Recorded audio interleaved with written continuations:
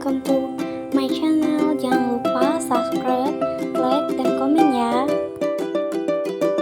Perkenalkan, nama saya Nova Kardila dengan NIM 213030212230 Universitas Palangkaraya.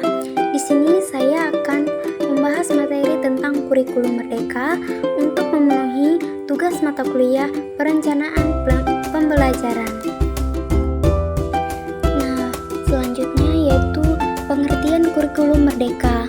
Menurut buku Saku Kurikulum Merdeka Belajar adalah kurikulum dengan pembelajaran intrakurikuler yang beragam, di mana konten belajar akan lebih optimal agar peserta didik memiliki cukup waktu untuk menguatkan kompetensi pada pelaksanaannya.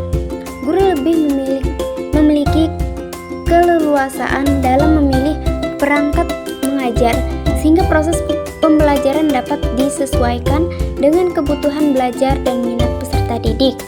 Selain itu, pendapat lain menurut Badan Standar Nasional Pendidikan, pengertian kurikulum merdeka belajar merupakan kurikulum yang dalam proses pembelajarannya mengacu pada pendekatan bakat dan minat. Artinya, para peserta didik bisa memilih pelajaran apa saja yang diinginkan sesuai dengan bakat dan minatnya. Selanjutnya yaitu karakteristik kurikulum merdeka belajar. Pengembangan kurikulum merdeka belajar dilakukan dengan lebih fleksibel dan berfokus pada materi esensial dan pengembangan karakter peserta didik. Oleh karena itu, terdapat karakteristik khusus yang digunakan dalam kurikulum merdeka belajar, antara lain yaitu yang pertama, pembelajaran berbasis proyek yang bertujuan untuk mengembangkan soft skills dan karakter sesuai profil belajar Pancasila. Yang kedua yaitu berfokus pada materi esensial sehingga tersedia waktu yang cukup untuk pembelajaran yang mendalam bagi kompetensi dasar seperti literasi dan numerasi.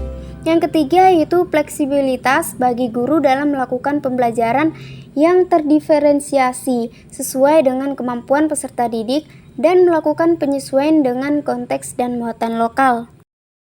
Nah, yang selanjutnya yaitu tahapan implementasi kurikulum merdeka belajar. Pengimplementasi kurikulum merdeka belajar tidak serta-merta dilaksanakan secara penuh dan serentak. Sesuai dengan kebijakan Kemendikbudristek, diberikan keleluasaan kepada satuan pendidikan dalam menerapkan kurikulum merdeka belajar ini. Bagi satuan pendidikan yang menggunakan kurikulum merdeka belajar, terdapat 3 pilihan kategori dalam mengimplementasikan kurikulum ini. Di antaranya yaitu yang pertama yaitu kategori mandiri belajar. Kategori ini memberikan kebebasan kepada satuan pendidikan untuk menerapkan beberapa bagian dari prinsip kurikulum merdeka belajar dengan tetap menggunakan kurikulum sebelumnya, yaitu kurikulum 2013 atau kurikulum 2013 yang disederhanakan atau kurikulum darurat. Yang kedua yaitu kategori mandiri berubah. Pada tahun ajaran 2022 atau 2023, satuan pendidikan mulai menerapkan kurikulum merdeka belajar menggunakan perangkat ajar yang disediakan dalam PMM sesuai jenjang satuan pendidikan, yaitu perangkat ajar untuk PAUD kelas 1, kelas 4, kelas 7, dan kelas 9. Yang ketiga yaitu kategori mandiri berbagi. Satuan pendidikan dipersilahkan untuk menerapkan kurikulum merdeka belajar diikuti dengan pengembangan mandiri berbagai perangkat ajar pada satuan pendidikan anak usia dini atau PAUD kelas 1, kelas 4, kelas 7, dan kelas 9 mulai tahun ajaran 2022 sampai 2023. Selanjutnya yaitu ada keunggulan kurikulum merdeka belajar. Keunggulannya yaitu yang pertama, materi yang disampaikan dan dipelajari menjadi lebih sederhana, mendalam, dan berfokus pada materi yang esensial. Hal ini tentu membuat peserta didik dapat belajar secara lebih dalam tanpa diburu-buru oleh waktu. Yang kedua, guru lebih merdeka karena bisa mengajar sesuai dengan tahap capaian dan perkembangan peserta didik. Yang ketiga, sekolah memiliki hak dan wewenang dalam mengembangkan kurikulum sesuai dengan satuan pendidikan dan peserta didik. Dan yang terakhir yaitu karena bersifat lebih relevan dan interaktif.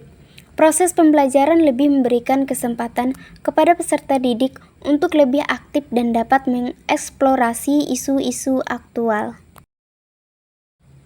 Nah, itu tadi materi tentang kurikulum Merdeka. Semoga bisa bermanfaat untuk teman-teman semua. Terima kasih sudah menonton.